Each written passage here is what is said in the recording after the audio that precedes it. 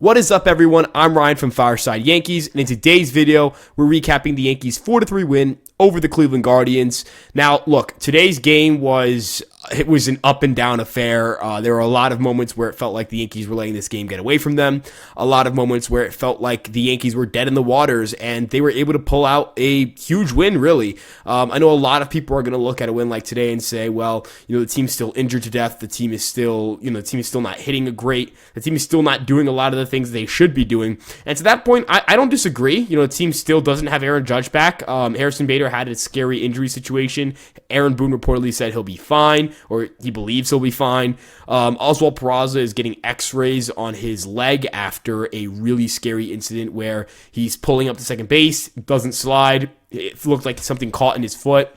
That's obviously a scary situation. It's very likely he's going on the IL. I wonder how the Yankees are going to, really replace him. I'm not saying he was a star or anything like that, but he was an infielder. I wonder if the Yankees call up an infielder. It feels like it'd be weird to call up Cordero, unless they were moving IKF into more of an infield role than an outfield role, but he's only played third base, so is he really going to provide much for you? I don't really know. But with that being said, let's talk about everything that went on in today's game. Let's start on the pitching side of the ball. And Clark Schmidt didn't have his A game. I don't think he was necessarily stellar today, but he got the job done, which is something that, quite frankly, the Yankees just needed him to do. 4 1/3 innings pitched, 6 hits, 2 runs, both of them unearned, 2 walks, 4 strikeouts, no home runs. Look, again, not a stellar line, not a line that makes you think, yeah, he's on the track to being a good starting pitcher. But he got the job done. He battled and he got some big outs. He was able to get the Yankees defense to turn some big double plays. And at the end of the day, that's really what you needed. You just needed him to not, implode. And after a rough first inning, he was able to just hold the Guardians off the scoreboard. And that ended up being crucial. And then relieving him in the 5th inning was Ian Hamilton.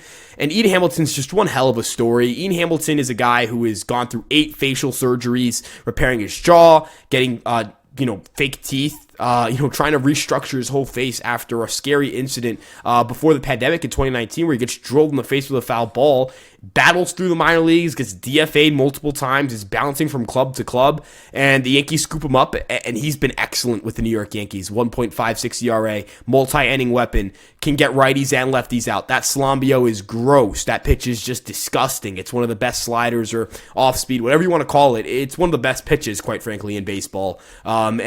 He's been so impressive for this team, and he's been crucial, especially with all the bullpen injuries, and especially with the way that the Yankees starting rotation's battered right now. He's just been so crucial to this team, and quite frankly, I don't know where they would be without him. Following him was Jimmy Cordero, who hasn't impacted the Yankees the same way Ian Hamilton has, but he's also a really fun story and has pitched to a high level. A 2.38 ERA, granted it's in lower leverage situations than Hamilton, but he needs his flowers, man. He's been excellent with the Yankees, quietly having a strong year. This is a guy who's bouncing back from Tommy John surgery. He throws gas. He's got a nasty sinker. He went 1 inning pitched. He got into that 2nd inning, but he gave up a hit, and then Marinaccio, who we'll talk about in a second, relieved him. No walks, no strikeouts, no runs allowed, no home runs, of course. Just an excellent outing, right? Again, the Yankees are able to really get a lot of great production from their relievers, even when said relievers are not high-profile weapons or not, guys that you would typically look at and say, oh, that's a guy who you expect to go out there and perform at a high level. They've got great production from Cordero and Hamilton, and quite frankly, I think that's been a difference for them in their bullpen early on. But Ron Marinaccio, this is someone you expected to perform at a high level coming into this year. He had a strong rookie season, and this year, he's just been unbelievable. His career ERA is 2.02 with the Yankees, guys, or not just with the Yankees, it's in his career in general. He goes out there and he shoves, an inning and 2/3, 2 strikeouts, no walks, no hits, no runs, 1.93 ERA on the year. He's just gross. That fastball changeup combination is deadly, to say the least. The batters don't really know what to do with it. And his stuff is gross. He's just an unbelievable pitcher. And quite frankly, the Yankees have a gem here in Rob Marinaccio, who I think is going to be the future closer of this team at some point. But with that being said, following him was Clay Holmes, who I didn't know if that was the right decision to make. I'm not going to sit here and pretend I was, heavily against Holmes coming in that situation. I would have preferred just to keep Marinaccio if that was me. But is he why that run scored? Is he why those 2 hits dropped? No, right? Those are not balls that should drop for hits. Or at least the second one was a bloop single. You can kind of respect that. That's just a good piece of hitting, but For Clay Holmes, I thought that ball to IKF should have been caught. Quite frankly, IKF never played left field before today at the major league level, hadn't played at the professional level since 2015 in that position. I don't know why they bring in IKF to be a $6 million utility outfielder who can't hit. It was stupid. It's a stupid move. That is an unexplainable roster choice. Brian Cashman has to answer for that. That was atrocious. That was an unbelievably terrible offseason move. This team needed bats, and I know he had the comments earlier. I'm recording this at 12:44 a.m. The day after, so I guess I'd say, the day before, he, I guess, looked like, I don't really know what to say. Like, he looked good in center field. I don't know what you want me to say. He looks terrible at the plate. I know Cashman again had that quote earlier where he was talking about, some trades he might make. There's a lot of infield depth and he might tap into that. Well, one of those guys you might tap into are hurt now. You knew you needed bats. You knew you needed outfielders. You didn't go out and do anything. That's on you. I don't want to make this a rant video because the Yankees did win, and I'm not going to sit here and rip the team after winning. That's stupid. But he slides into Bader. You're fortunate that Bader is apparently fine, reportedly fine.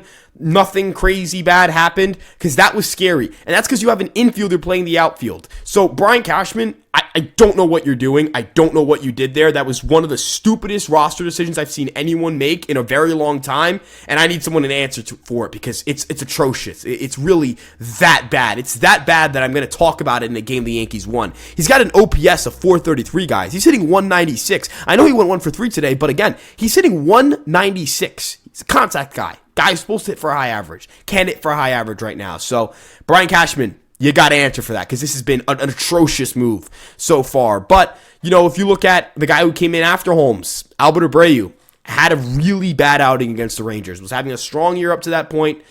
The Rangers just beat the crap out of him. ERA spikes. The Yankees call on him in a spot where, confidence is lower for him, and he's able to get the job done. Strikes out Ahmed Rosario. They intentionally walk Jose Ramirez, so it shouldn't be on his ledger, but all walks, including intentional walks, go against the pitcher, which I don't agree with, but that's whatever. And he's able to get a ground ball double play on an absolutely stellar pick from Gleyber Torres, and a great feed from Anthony Volpe to relay it to first and get Naylor in time.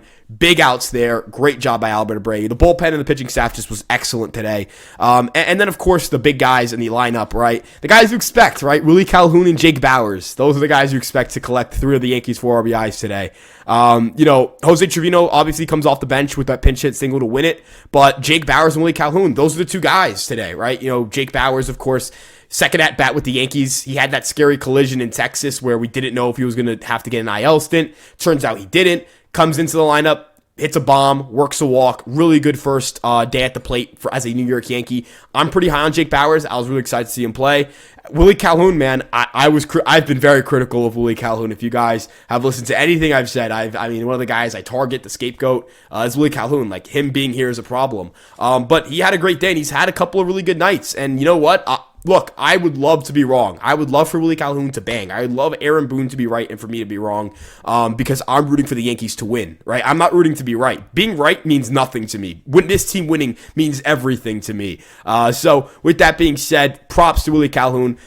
Look, I never took away the fact that I think he works hard, right? I think if you're a major league player, I think if you're playing every day, you've got to put in some sort of effort to do that. I think he works his tail off. Clearly, the guys in the locker room and the managerial spot, they speak highly of him. So, quite frankly, I'm not going to speak against him as a person. I think, quite frankly, to get to this spot, you have to work pretty hard. He's battled through countless injuries, so it would be a really nice feel-good story if he's able to turn it around. But, hats off to Willie Calhoun. He's really the player of today's game, right? Without him, the Yankees don't win. And that's not something I expect to say about him, but that's the truth. So, with that being said, thank you guys so much for tuning in. You guys have been great with support lately. We appreciate you guys checking out all our episodes, all our podcasts, all that stuff. We've got you guys with daily Yankee content. You guys can check us out on our social media platforms. We've got a Twitter, Instagram, TikTok, Facebook, and of course this YouTube page. If you're listening to this on Apple or on Spotify, make sure to drop us a 5-star rating. And of course, you guys can check out my personal Twitter account at Ryan Garcia ESM. And we'll see you guys in the next video. Again, thank you guys so much, and peace out.